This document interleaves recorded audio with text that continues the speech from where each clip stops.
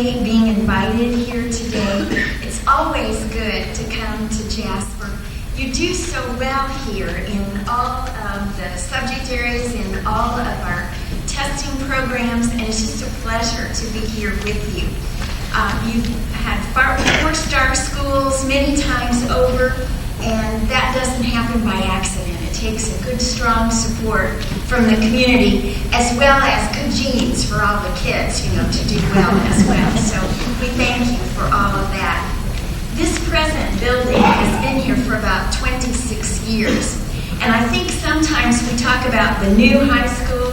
I know we do that at home in Rush County, and our high school is also about 30 years old. But even in your own homes, as they begin to age, there are things that need to be taken care of, and things that need to be fixed up, and things that need to be brought up to the scale that we want today for our children. So the good thing about what you do here in Jasper is that you use the resources of the community to get a lot of things done, and you don't have to take too many of those resources to make it happen. You're also very proud of your schools, and this shows in the kind of efforts that you put into making your schools as good as they are. Now, under this construction plan, there were 2 years where the construction was going on while the kids were still going to school. So we have like 1,000 students and about 125 faculty and staff members going about their business in a normal fashion while all of this construction is going on around them. Now, I think I was told that on some occasions kids would use one hall to go to lunch, and when they finished lunch they couldn't go back the same way because it was closed for construction. So you really have to be flexible to deal with all of that. And I think that even though the frustration level sometimes got pretty high, the word of the day was patience.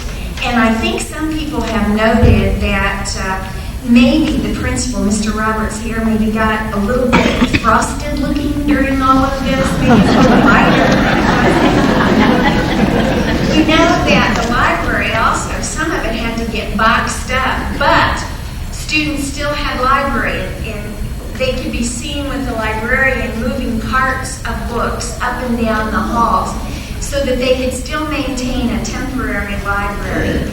Now, the community is also working on a new middle school at the same time, so this will be something that will be coming up next March. I think I heard someone say there'll be a dedication for that. This construction has doubled the square footage of this building. It has more than doubled the number of classrooms. From 21, we've gone to 45. There's also a new sports complex. There's an auxiliary field house that has 3 basketball courts, a state-of-the-art swimming pool, which was designed by the same designers who did the Olympic pools in Munich and also Atlanta. And there's also a first-class weight room. There's another 5,000 square feet that's used for the band room, and I understand you have an outstanding band program.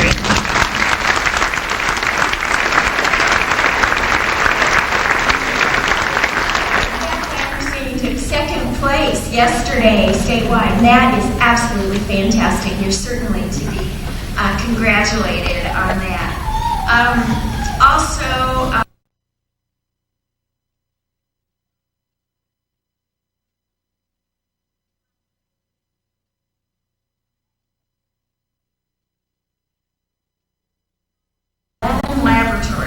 and each one of these are specifically designed for a purpose to help specific groups of students. There's a Mac lab, and this one is used for students who are working on computer graphics, because Mac's still the best in that area. There's also another computer lab that's for computer-aided design, and that's particularly important in some pre-engineering programs that you've been working on here. In fact, I understand that you have curriculum software here in this high school that is as good as what they have at Rose-Hulman and Purdue. So that definitely should be seen as an effort by this community to make sure that those students who are interested in engineering have just what they need and are going to be well on their way by the time they finish high school. Now, Mr. Roberts tells us that it's about time that he turned in his hard hat so that he could get back to work on the educational leadership here at the high school. He's been in Jasper for 34 years, most of that time as a social studies teacher, a very honorable and good profession, may I add. And also, he's been an assistant principal for 6 years. And he said that he'd be glad to get back to normal. Well, when you're principal of a high school, I'm not sure what normal is, but I'm sure that without the construction, there are lots of things that need to be given attention. And I know during this construction, some of our teachers had to move all of their things 2, maybe 3 times, and also that the administration got a new meaning of togetherness, because I think they all had to work out in the same space for a period of time. And so now that this construction is over, I know that you're going to really enjoy using these facilities. And what you have done here by the community coming together and making the decision that you would make these renovations to your high school is not unlike what's been going on in this country for over 200 years. Even before our Constitution was ratified, the Northwest Ordinance of 1787 stated that knowledge, religion, and morality, being necessary to the happiness of mankind and to good government, the means of education shall forever be encouraged. And what they did was divide off the land. They surveyed it off into townships that were 6-mile squares. And then the townships, in turn, were surveyed off into 1-mile square lots. And the Northwest Ordinance further stated that the land in township, or in lot number 16 of each township, would be used for the maintenance of its schools. And so with this, the federal government put up 77 million acres for our public school system. But with that commitment of that acreage also came a challenge, because it was up to the local people to build the schools and to hire the teachers and to bring in the students. And that is exactly what you have brought about again right here in this Jasper community. And so we're very proud of all that you have done. And in closing, I'd like to say that I hope that the imprints that the children, that the students make at this school will be here long after they go on to other pursuits. And I hope that as they leave here with an eagerness to learn, which will follow them wherever they go in life. And also that they leave this building with an understanding of what is right and with the courage to pursue that for themselves, for their community, and for our state. So I thank you very much, and I wish you the very best as you continue a very proud tradition for Jasper High School. Thank you.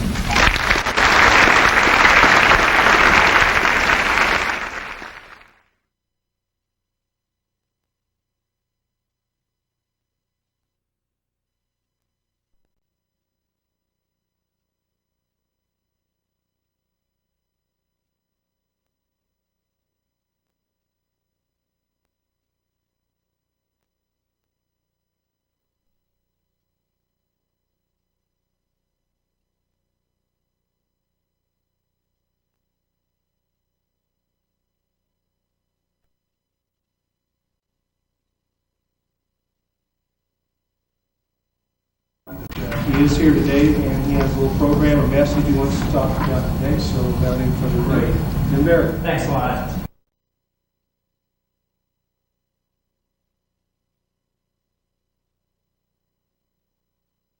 Fourth grade students, dollars he considers an investment in their futures. He was there to pass on some economic lessons about saving, and saving for future college choices. Could do with a dollar bill. Buy candy? Buy candy, just like my son would say. What would you do? What is your name? What? Shantae?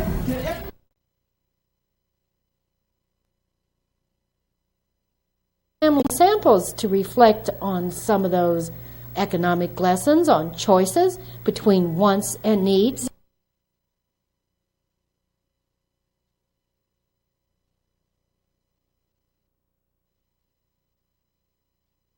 Buy the baseball until we get home. And then you can pay me back. Now, Ian is saving. He's saving for hockey skates. In addition to playing baseball, he also plays hockey. And this summer, he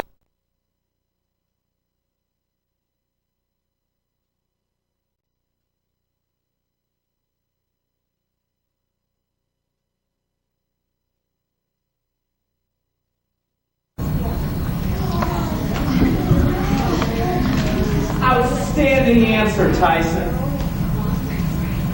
What else could you save for? A car? A house? Food?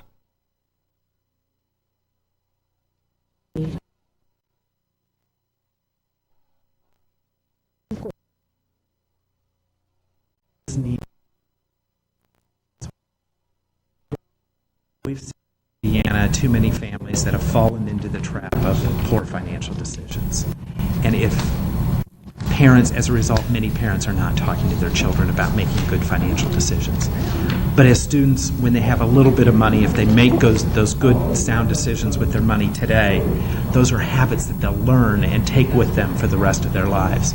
So if they think about saving some of their money, spending some of their money, saving something for long-term and short-term, deciding those differences between needs and wants, and setting saving goals, those are habits that students will use as they mature, as they begin working not only mowing yards, babysitting, taking care of responsibilities in the house, but as they earn additional responsibilities and additional jobs.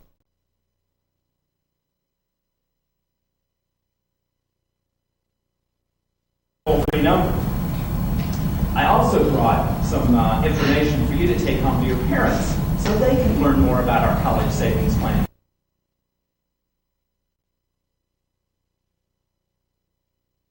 They put the money in the College Choice Plan account.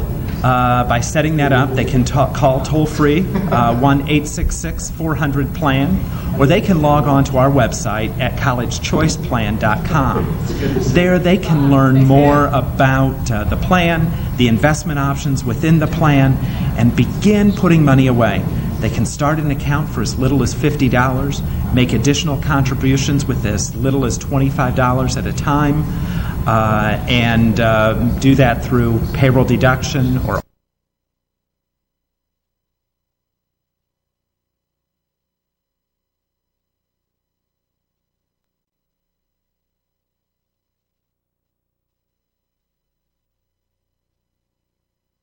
someone who lost a dollar bill because he was playing with it out on the play. Also present for the lesson on economics.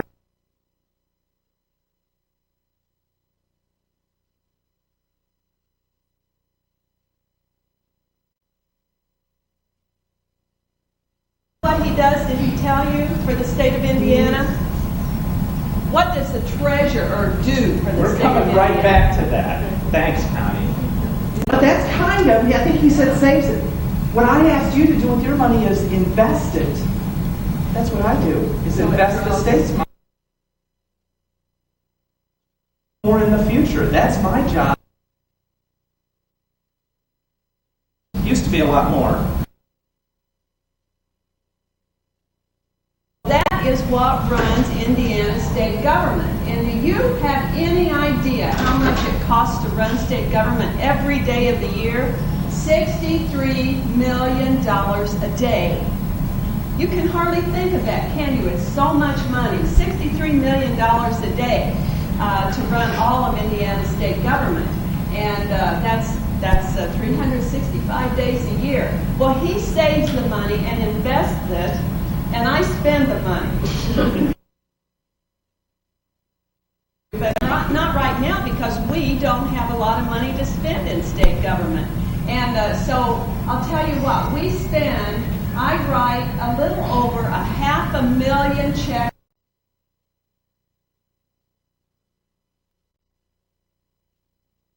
Will tell you as well. Indiana has not set a good example for our families and for our young people over the last few years by spending more money than we have brought in. That's a bad habit to get in for the state of Indiana. It's certainly not the type of habit that we want our children and our families to get into. And that's one of the reasons for 4,000 fourth graders across Indiana to talk to them and with them about making good financial decisions, saving their money, thinking about the future, and one of those things to be saving for is to be saving for college. Teacher, well, there's a lot of things you can do, but you know it takes a lot of education to get that done. For WJTS 27 Minutes, this is Tony Frick.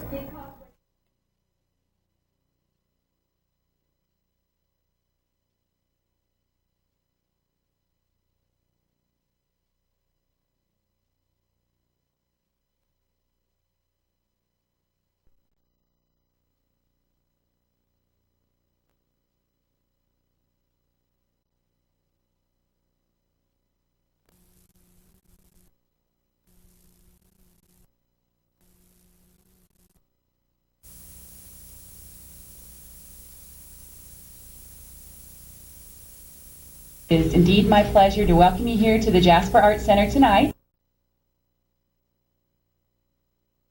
Organizations in Region 11 and announce tonight grant awards that they will be receiving through the Indiana Arts Commission and the National Endowment for the Arts with assistance from the General Assembly of Indiana. I'd also like to This year, 15 of 19 applicants accumulated enough points to qualify for the grant awards presented at the Regional Partnership Initiative Awards ceremony. 6 counties are served by that arts region, including Crawford, Davis, Du Bois, Martin, Orange, and Perry. Here, many of you have been involved in the granting program for several years. For those of you who are new to the process, though, I'd just like to give you a little bit of a background. I promise I won't be long. The partnership began in 1999, and at that time, Region 11 had all of 4 granted organizations. They received $4,600 worth of grant funding. This year, we will be proud to share with our region $30,000, $296, and that will go to 15 granted organizations. Grant awards are divided into 3 areas: those awarded as arts organization support grants, those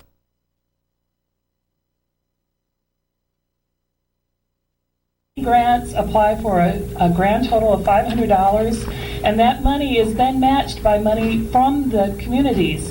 And so therefore we are able to leverage $1,000 worth of funding for the arts for that single project.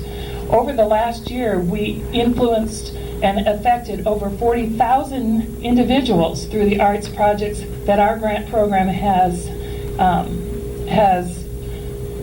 impacted during the last year. So 40,000 people have been affected just by that $30,000, and that's a marvelous thing.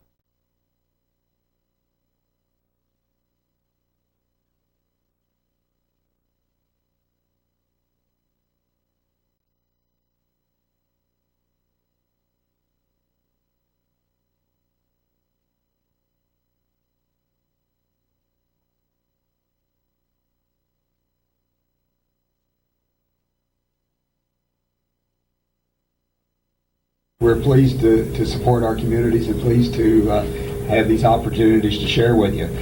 This certifies that the candles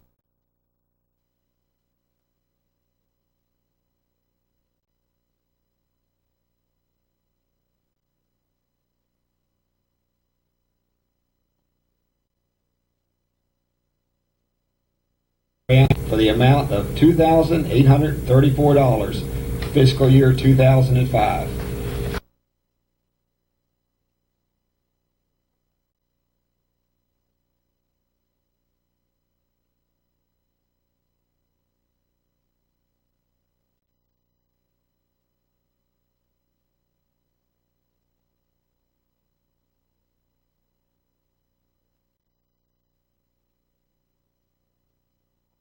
business. This certifies that the English elementary school has been awarded an arts project support grant in the amount of $1,732. Happy to make the presentation along with Senator Young, and the General Assembly has worked hard to try to find ways to fulfill many requests around the state of Indiana, including promoting the arts. And I think it's a good idea because even though the quality of life in the Jasper area, I think, leads other parts of the state, we need investments like this because we can't rely on just country music on the radio and demolition derbies to fulfill our local entertainment options. So this is definitely a good project, and we hope that it continues for many years to come. And this is a wonderful art center that we have here in the Jasper. Schools has been awarded an arts project support grant in the amount of $3,594. Anyone from Lago?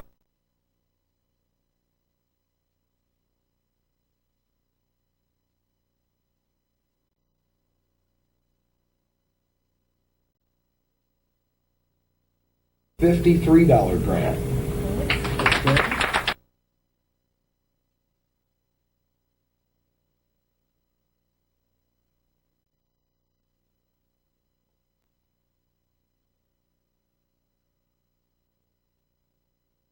For the Du Bois County Museum Incorporated, a grant for $1,108.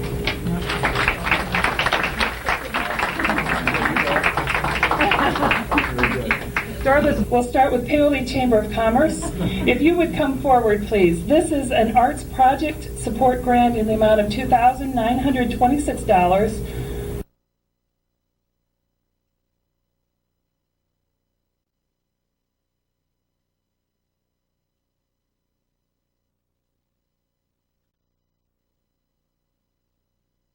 And last, the Orange County Child Care Cooperative, I believe they're incorporated as well, has been awarded an arts project support grant in the amount of $4,028. We have two people coming up for this award, both the executive director and the teacher of a program for preschool music. I wrote the grant. Tim does all the work.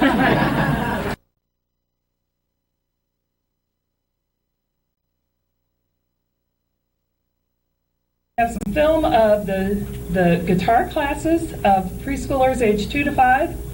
We also and we're playing for the governor Friday. Isn't that cool?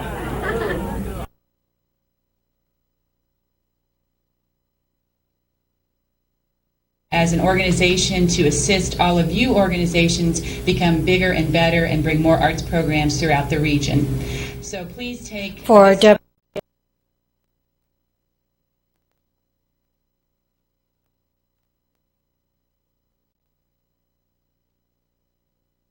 on your little flyer that you got this evening, Blue River Cafe is donating desserts and coffee for this evening. So we do want to thank them profusely for doing that. They did donate that this evening.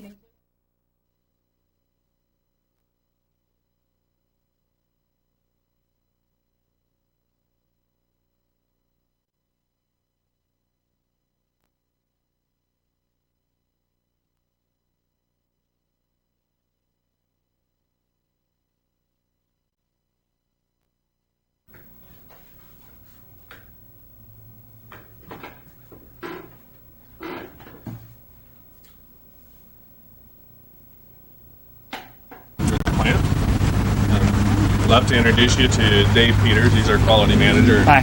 Nice to meet you. It's nice to meet you. Hello, Randy Miller. Randy? Chairman. Yes. Nice to meet you.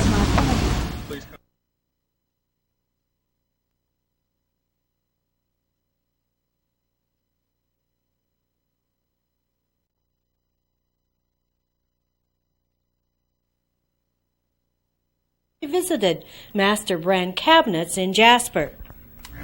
And the two main categories here are safety and package audit or quality audit. They have the most teeth in terms of the scoring and the bonus. With that, if you have a poor package audit and you have a poor safety record, you cannot make it. While serving in Lawrence County, Skillman was also elected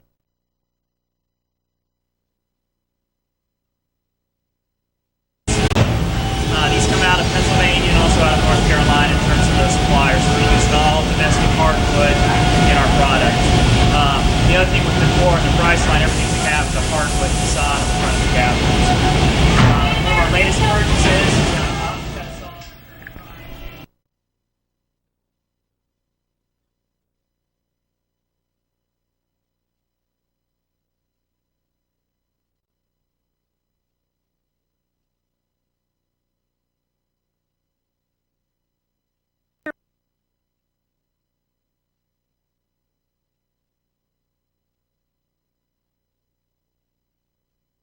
is greatly to implement lean, but for the industry to remain strong, I believe in the U.S. and obviously here in Indiana, the lean initiative is really what's going to be really critical. Her visit to Master Brand Cabinets was an opportunity not only to tour the area facilities, but to gather information. On the tour, plant manager John Randall spoke to State Senator Becky Skillman about one of the current industry approaches, which he explained to us later.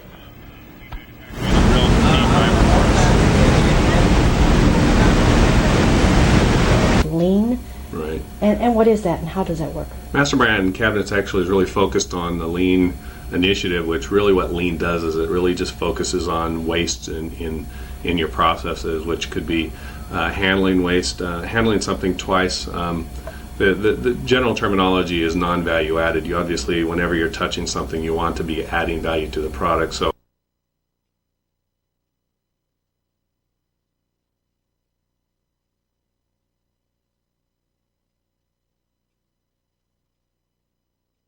the product's value. So the key really is to take out any undue necessary processes, build the product when necessary, build the exact quantity, and move it right into the customer's hands. So it's eliminating any non-value added handling or processing of a part that's not adding to changing the part for the customer.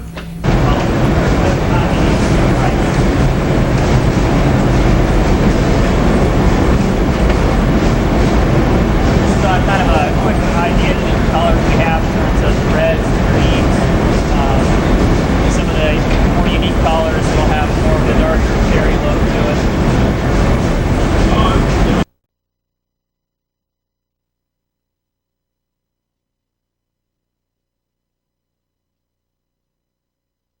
Confronting Indiana wood industries.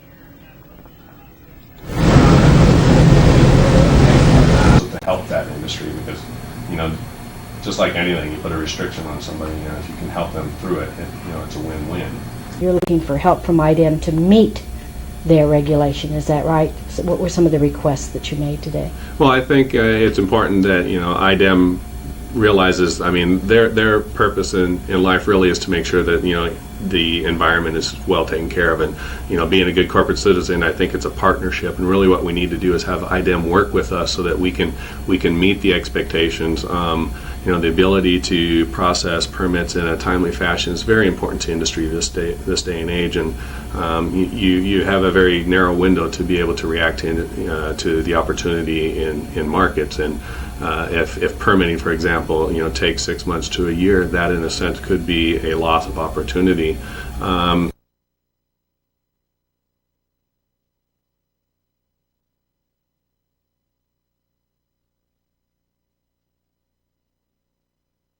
Industries that are contributing to it, for that matter, probably needs help from IDEM to comply, but to just have a blanket statement and that all companies have to fulfill the non-attainment policy, that really puts hardships on our industry, of which we're really not contributing to, and in that case, it's really just putting an additional burden and cost to our industry that we really can't afford to have. that are homeowners that purchase from us. These are actual homes, and one of the reasons we have this really is to just share with our employees the product, that really the end product, and the pride that they should have in this, and the happiness we really bring to people's homes.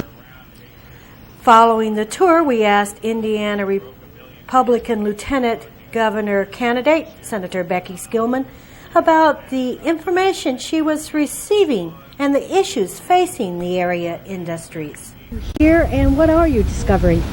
We're visiting many important companies today in the wood industry. I know that there's been extreme competition from China Of course, all businesses are in global competition today, but it's important for us to determine what successes and also what challenges lie ahead for local businesses.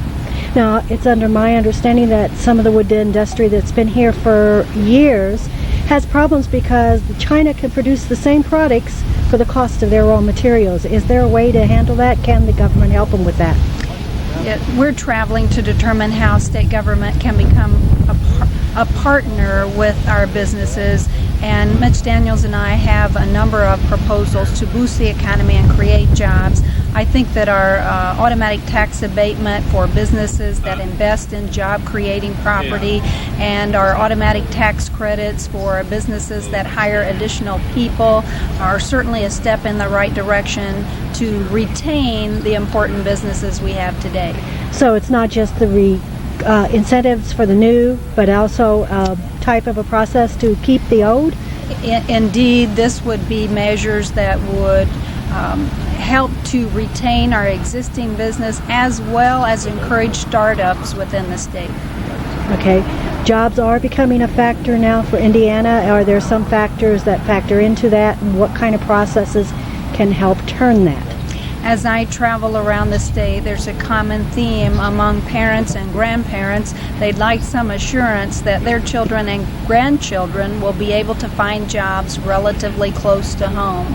Indiana has been so proud to be number one in manufacturing jobs, but now some of those jobs are changing, they're disappearing, they're leaving the state. So we have to be much more aggressive at supporting our existing companies, but also encouraging startup companies and offering as much support for small business as possible.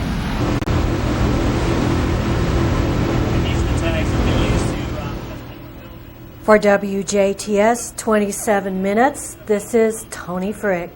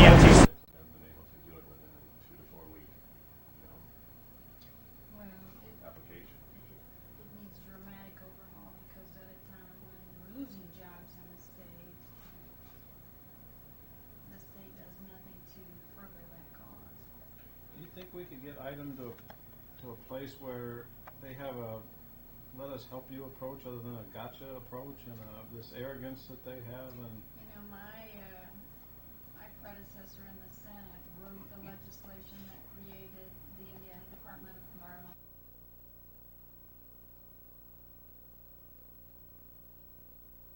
Of $1,949. Been awarded a mini grant in the amount of $500.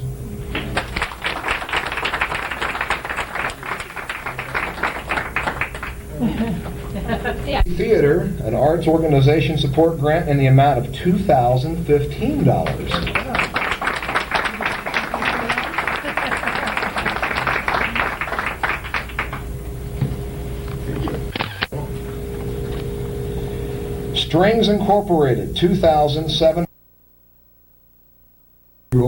has been awarded a mini grant in the amount of $500 for fiscal year 2005, the Regional Partnership Initiative Grant to organizations.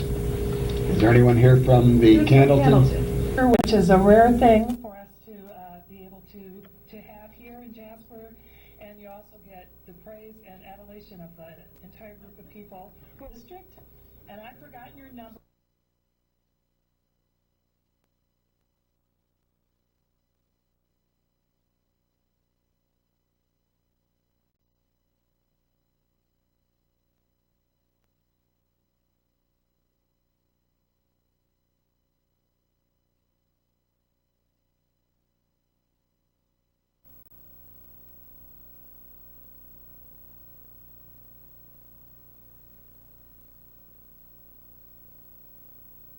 Removal of the debris from private areas. Again, we're talking more of a catastrophic health and safety issues where you have a lot of homes destroyed, say like Oklahoma City or like when a tornado came through here. FEMA, the Federal Emergency Management Agency, recently became part of the U.S. Department.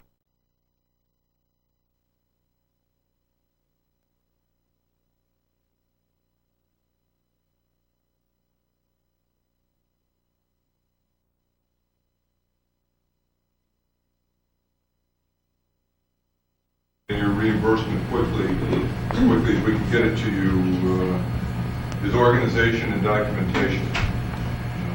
Area representatives for that 20-county applicant briefing meeting were present.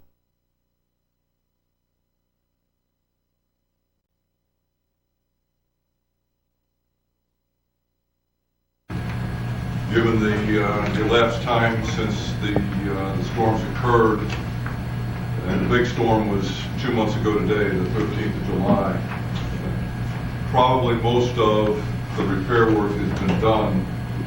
Largely what we'll be doing is reimbursing you for work that's already been accomplished.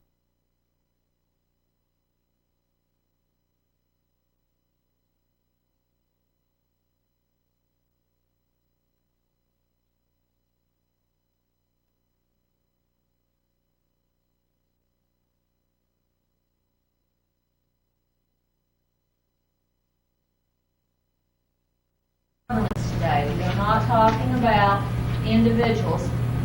This disaster was not declared.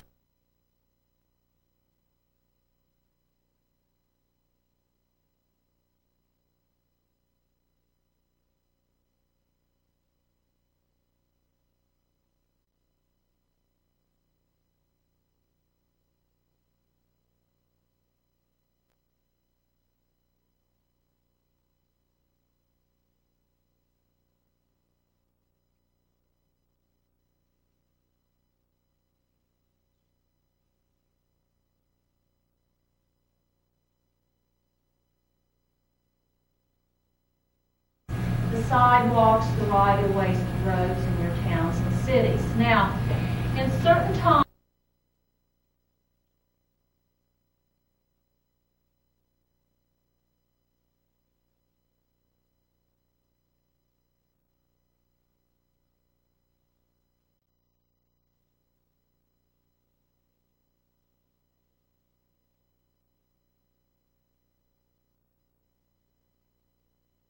and so documentation and adhering to government regulations and environmental regulations and processes is a must in order to get that 75% funding help. But any time that you're using federal dollars, you do have to follow all of the federal laws and regulations, which fall under, some of them under this historic and environmental. On the significance of any historical or environmental changes. Again, we're talking here about improvements, upsizing culverts, with those processes. For WJTS.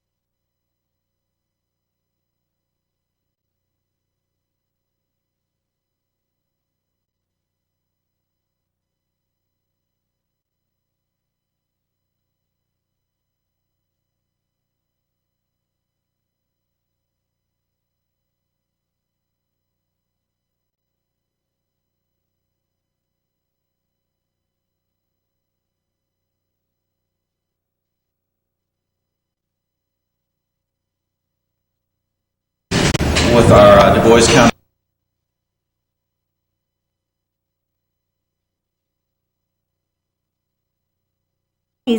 Microvote Infinity VP1.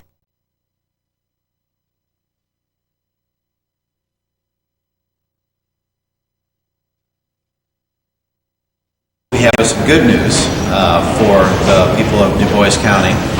After a very good election process, one that mirrored what happened all around the state, I think our biggest problem was that we had long lines of voters, and what a great problem to have if that's the major issue. As Secretary of State, I did want to say that around the state, we had a very good election in November of 2004. Not since 1776 has any election been perfect, and not since, as long as humans are involved, may we have a perfect election. But it has to be fair and accurate, and it was fair and accurate in Du Bois County. It was fair and accurate in the state of Indiana. I'm also pleased to be here to reimburse the people of Du Bois County with a check in the amount of nearly $181,000 for their voting equipment purchase. And at this time, I'm happy to present that check to our clerk, Kathleen Howe. Thank you very much. You betcha. You betcha. This represents the latest installment of what has accumulated to be $299,000 that the people of Du Bois County have been reimbursed for their expenses, and there will be another $40,000 some coming in the future. But I'm just pleased as the Chief Election Officer in the state of Indiana to be here in Du Bois County today to thank the people of Du Bois County for coming to vote, thank the poll workers for their hard work, and thank our clerk, Kathleen Hobb, for her work and diligence in what she's doing. Okay. Thank you very much. Thank you very much.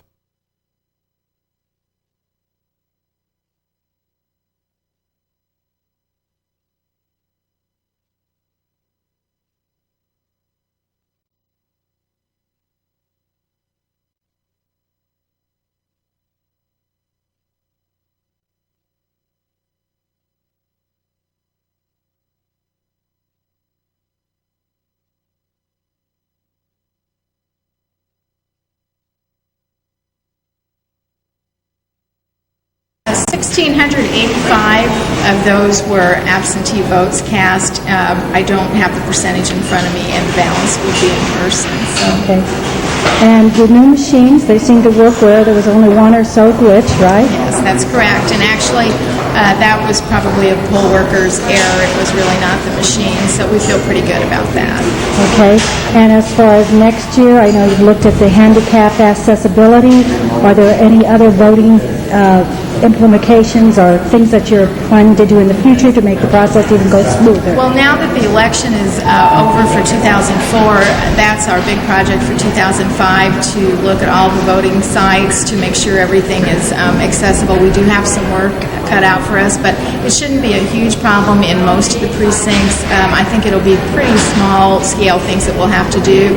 We're just going to take a look at training our inspectors a little bit better, training our poll workers a little bit better for 2006, and having ourselves better trained on the equipment as well.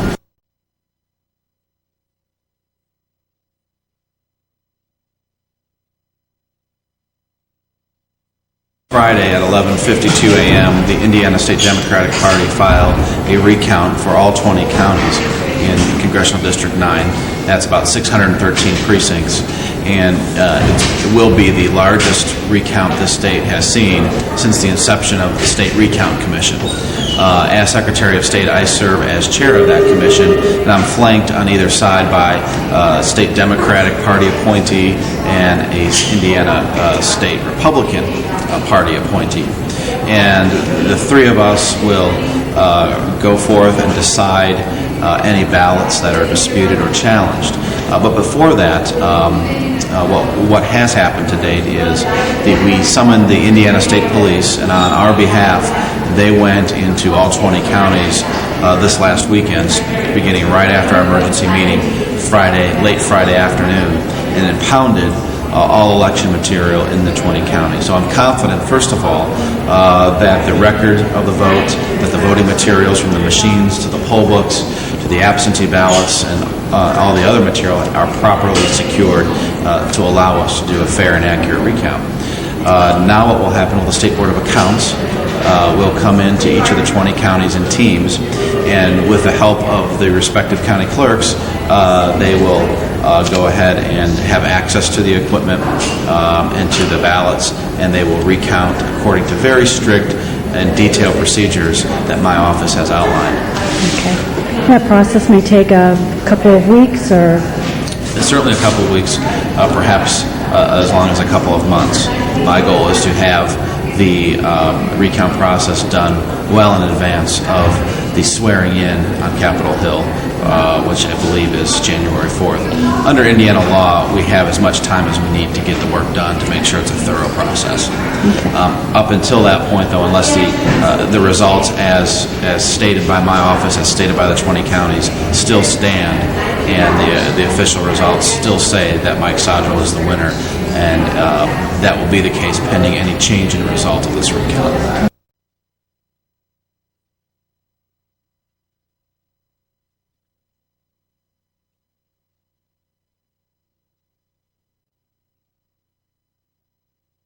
Most challenging situation or issue coming up in 2005? Well, with no elections in 2005, I'm sure it won't be an election issue necessarily. Other than to say that we are working very hard on a huge project that's going to impact elections in the future, and that is what we call a statewide voter file. It's a very, I say huge project in the sense it's very complicated, and the logistics are very detailed. And that's going to be a high priority of mine. We're going to link all 92 counties' lists together in real time. We're also going to link in real time the Bureau of Motor Vehicles, the Department of Health, Department of Corrections, and have an indirect link to the Social Security Administration. So you can imagine all those layers of government that I have to manage and bring together to make sure that we have an accurate voting list. It may cause me to lose some hair next year. Okay. All right, I'm going to switch to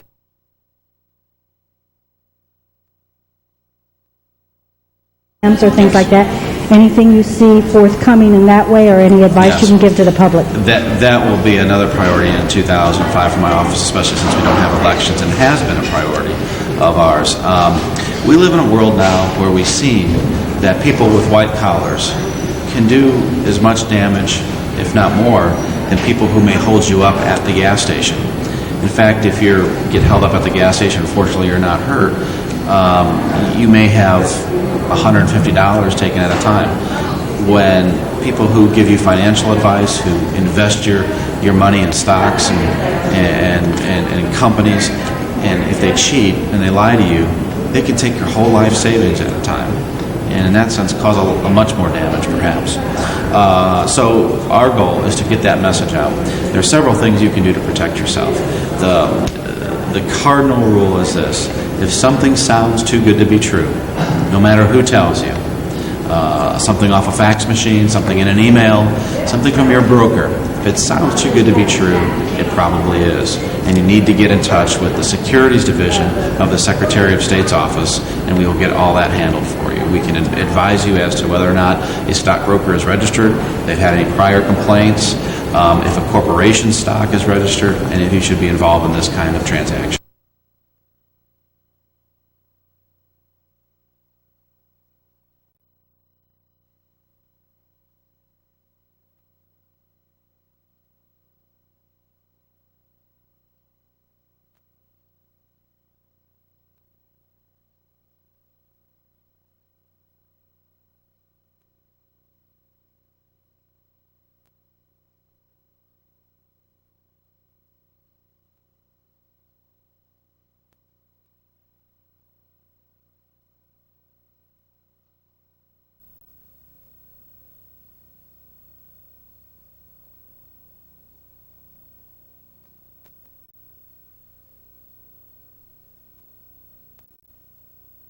the entire culture of that society is determined by the arts. There are things that come and go in public policy. They change from time to time, but the greatest reflection on a society that lasts is the arts, and I think that you'll find that true throughout history. And it's so important that we take the talents that people have and give them the opportunity to develop those talents. And I think it's interesting for me here tonight to talk to the various people from all throughout this area who were award winners and to hear their story about the kind of things that they're doing in their community. And that, I think, is an integral part of each and every one of our community's culture, and we have to promote that.